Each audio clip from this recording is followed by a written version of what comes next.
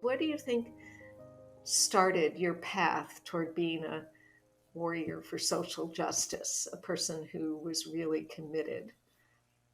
How far back do you give your parents credit? Do you I think at one point you said you were born that way, but tell us something about how you started on this path.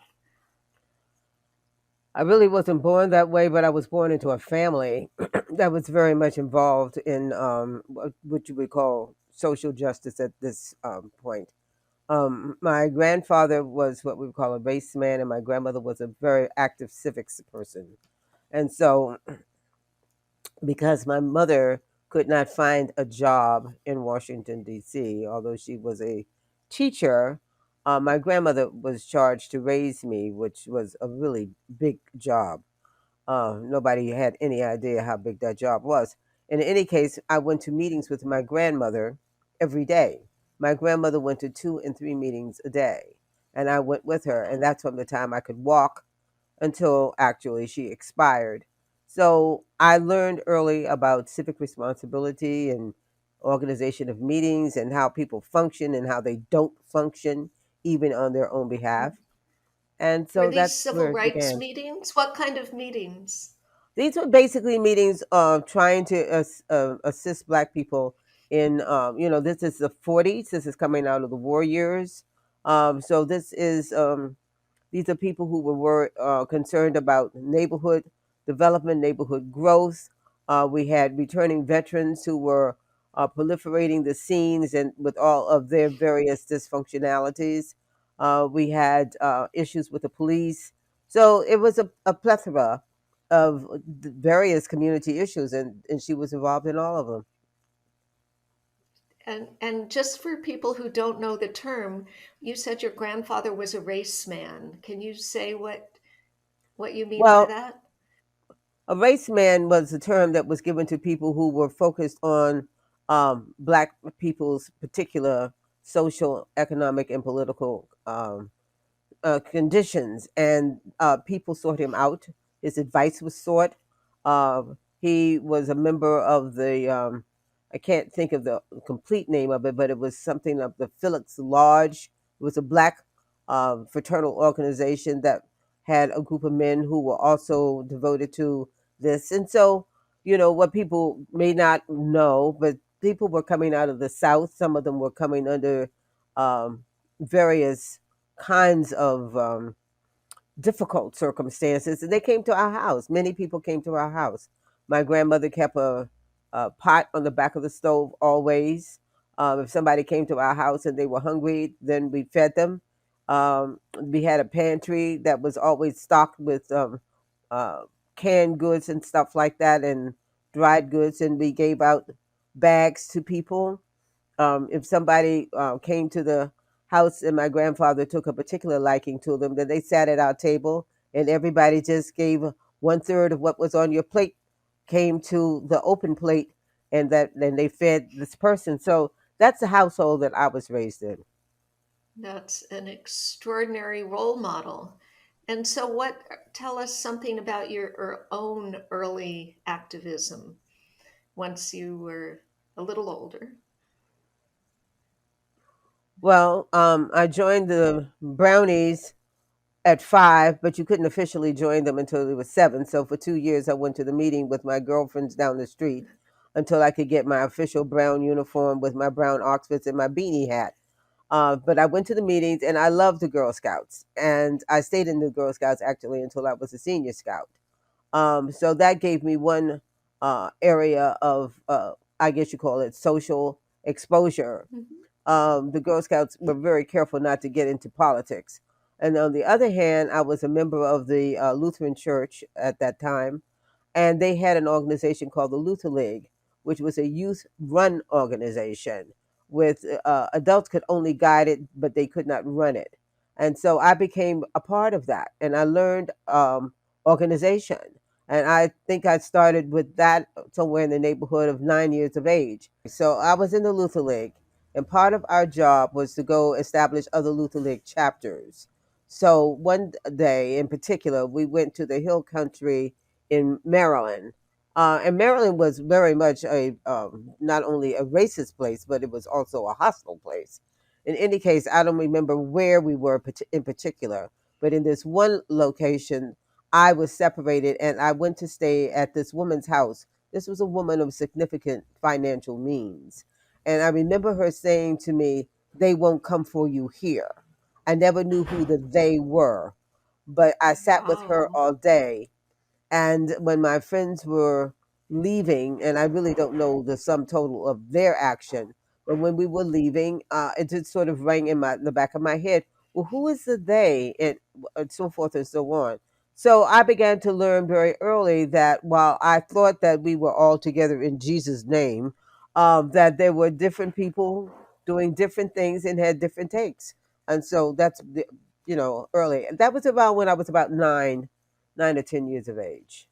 And were those were those friends all African American, or were they a No, mixture? everybody else was white. My congregation was the only black congregation in the Maryland Synod, and we were very Ah, small.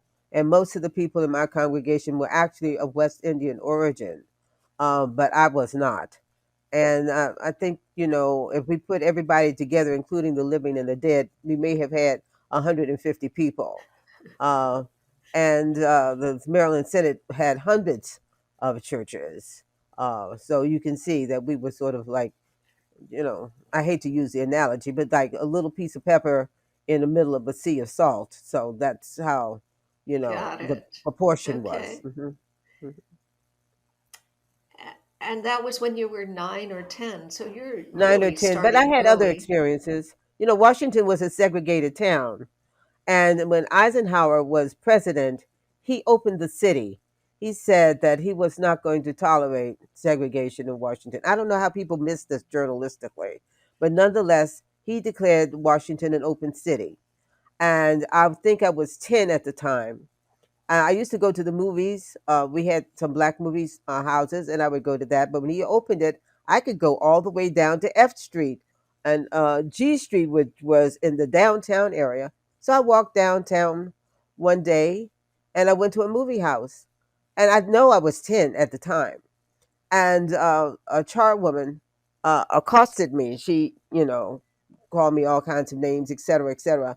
And I think she thought she was going to bend me some kind of way, but I bent her back. And the bottom line on that is that she was absolutely astonished that I would give her all this 2 for 1 uh, retort. And I remember this young guy, an usher, came up to me and apologized. He was apologizing so profusely. I told him, "Don't worry about that. I can handle myself." And I went and had a seat and all of that and looked at the movie. But it stayed with me that there were all class divisions among whites. There was different class responses. Everybody wasn't going to be glad to see me, but I wasn't going to let that stop me. So that's the beginning. That's the long answer to your question. That's very impressive. And so, did you go on to college? Tell us, keep take Well, I us went to along Howard. your path. Uh huh. Well, on the path. Well, it's quite a winding road. I don't know if you want to go on that winding road. But when I left high school, I had the opportunity to go to British Guiana. British Guiana, that was 57. British Guiana was being decolonized. In other words, the British were getting kicked out.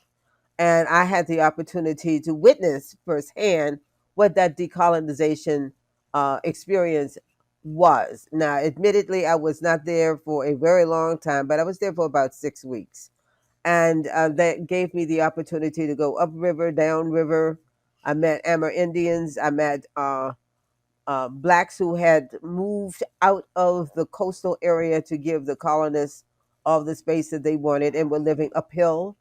um, so I got a chance to understand what was what were some of the things that were going on that were not given to us in historical lessons or history lessons. I saw something called the Columbos. Well, I didn't know anything about Columbos until I was in graduate school, actually, but I actually saw what remained of Columbos when I was in Guyana when I was what was I 17. Quilombos were areas where blacks were marooned themselves to run away from slavery and set up their own operations, their own social systems, and so forth and so on. And they were usually in remote, very difficult to get to places. So that had that experience. Then I went to Howard. I went to Howard University, which was, in many cases, it was a black school, but not a black school. It was a school to develop basically a black middle class. I wasn't so engaged in black middle class thinking. I don't know what happened to me. I guess I was the duck that fell out of the nest. So I had an opportunity in my sophomore year to go to Southeast Asia, and I went to Southeast Asia, and I was looking and pecking around and trying to find out what was going on in Southeast Asia. As you may remember, in the early '60s, was active, very active, student activity. And we stopped in Vietnam for a bit. I was in Thailand, Hong Kong, Philippines, Indonesia. And I began to see a much larger world, a much more confused world, I will say. But the point of the matter is to begin to understand some of the demands that were made by local and in some cases indigenous people on state politics and to see the responses of states to those demands. And then when I came back to Howard, I think that was how the sequence went. I went to the dean. I wanted to take African studies. But why? Because I felt that as a black person, I didn't know anything about Africa. I thought that was just quintessentially stupid. And I wanted to take it. And the dean said, well, you know, those are graduate courses. I said, well, that's all right. I'm going to try to take these courses. I will do the best I can.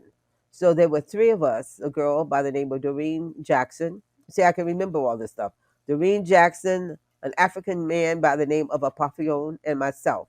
We were the only three black people at the undergraduate level in the Department of Anthropology, which is where the African Studies was housed. And I took um, basically 3 years of study there. And I learned all about this fantastic continent and these people who had been so, what's the word, excoriated, who had been so, what's the word, to be without merit and meaning. I learned that that was Mm. just qualitatively untrue. And so that's my path. At Howard, I met people from the Nonviolent Action Group, and I introduced them to Africa, and they introduced me to nonviolence. And we did direct action. We did desegregation on Route 40, which was the highway between Washington D.C. and New York City, that was often taken by diplomats. And we did desegregation of public accommodations. We fought for blacks in employment, particularly in municipal services. So I got around. I looked at the construction industry. You People would say, "Well, you were supposed to be in school," and that is quite true. We were also struggling with tenant rights. When we started looking at housing, tenants had no rights on the books in the capital, and so we began to not only support tenants but to what's the word, to advocate for tenants' rights, and we help tenants do rent strikes and the whole 9 yards. So we were Mhm. very active. So when you say we, is this the student nonviolent? What when you No, say we, what group this is a are you talking precursor. about? This was a nonviolent action group called NAG, and it was out of Washington, D.C. And I was there and active with them for about 3.5 years before I went south to Mississippi. That was my primary stop when I was in the Student Nonviolent Coordinating Committee. NAG was made up of people who came out of SNCC was made out of people who came out of NAG and other groups around the South. They came together.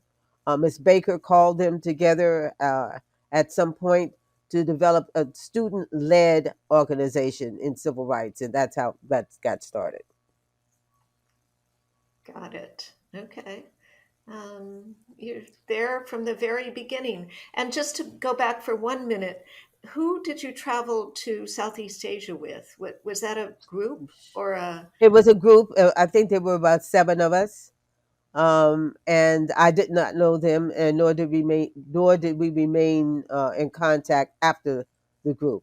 The students had come from these really well-heeled schools, Harvard and Yale and some other places, and I came from Howard. So tell us about the first time you went to Mississippi. The first time I went to Mississippi was coming out of the orientation at Oxford, Ohio, where I had been for a week. That was supposed to give us some kind of orientation. It was quite something. I met people who were Mississippians and people who had worked, but basically in Macomb and Natchez, which were two really really difficult areas in Mississippi. All right, but I will remember Bob Moses's ringing comment when he says Mississippi needs no exaggeration. It was probably it was a little bit, and I have to say it like this because I think this what helps people understand it. It was like being a Jew in the middle of the Nazification of Germany. It was a hostile community and wanton violence and at this point, this had been an institutionalized relationship. So blacks were largely and not completely cowered by the power structure that used both legitimate and illegitimate violence. Well, how can I say violence was legitimate?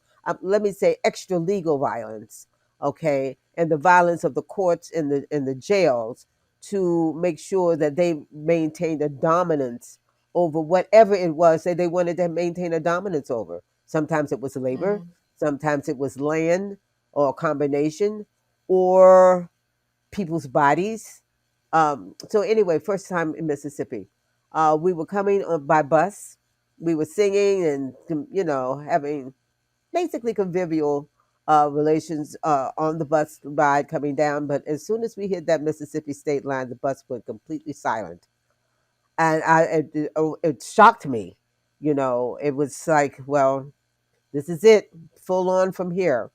And as we entered the state, people were dropped off in silence at various stops. I didn't know enough about the state to know where they were being dropped off, but they were being met through some kind of prearrangement. And I got dropped off in Greenville. And in Mm. Greenville, I stayed in my place for about 2 weeks.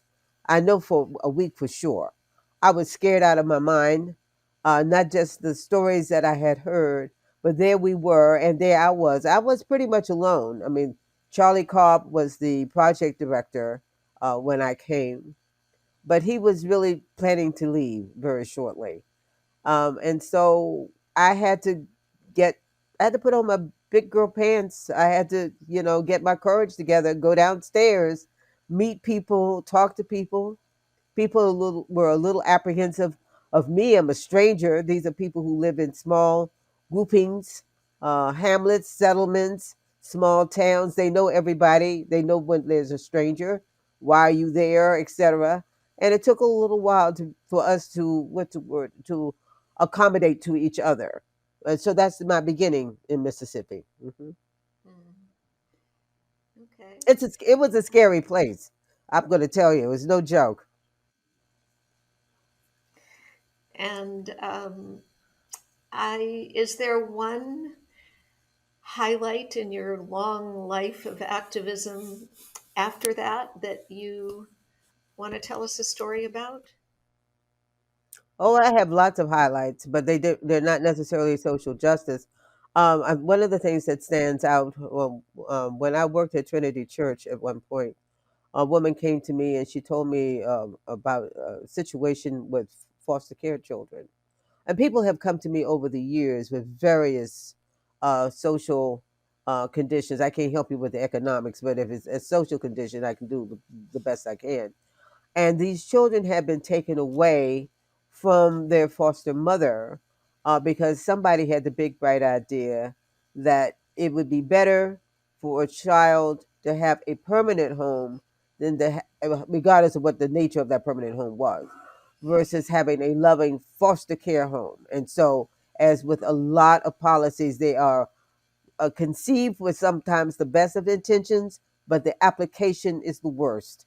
And these Mm, two girls were taken from this parent and taken upstate New York and subject to terrific abuse, just terrific.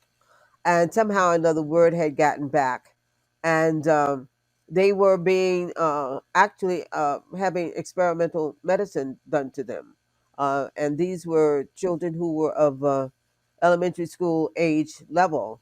And I will not mention the hospital where I went because this broadcast may go to different places, but nonetheless I showed up with using Trinity's strong uh, social force, saying I was representing the interests of the foster care parents, and I wanted someone to come forward and tell me exactly what was going on, and also to stop whatever they were doing. Blah blah blah blah.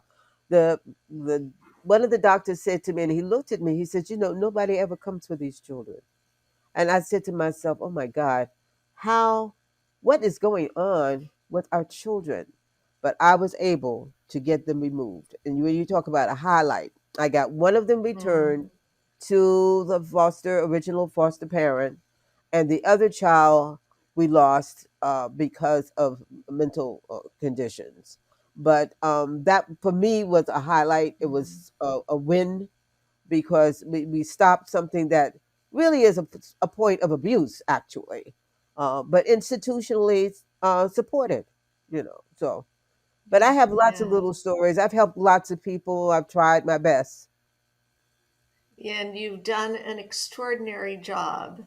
Um, my last question to you is, what would you say to the youngest generation of activists today, in terms of advice and Well, I probably have a little. inspiration? Either one. Well, I want to inspire people to do the right thing, whether or not people acknowledge it or not. You do the right thing because it needs to be done. I'm quoting Miss Baker. You need You do what needs to be done because it needs to be done, period. Okay.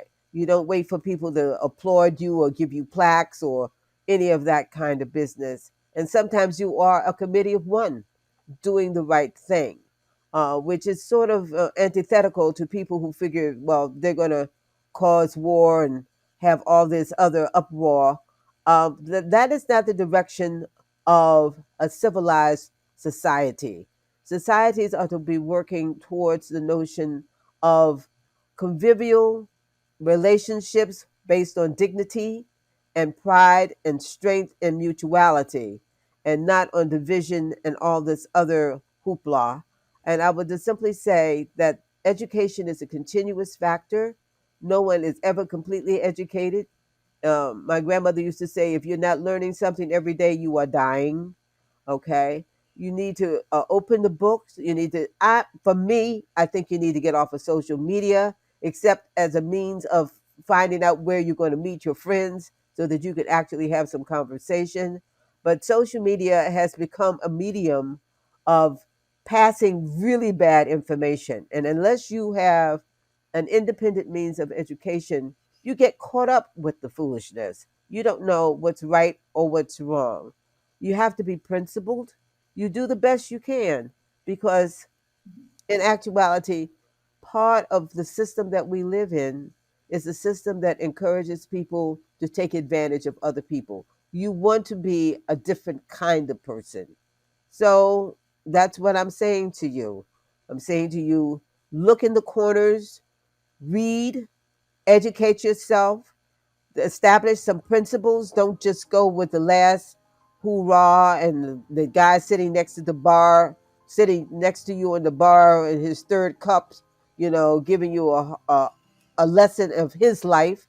You have your own life to live, and you have an independence of your own intelligence.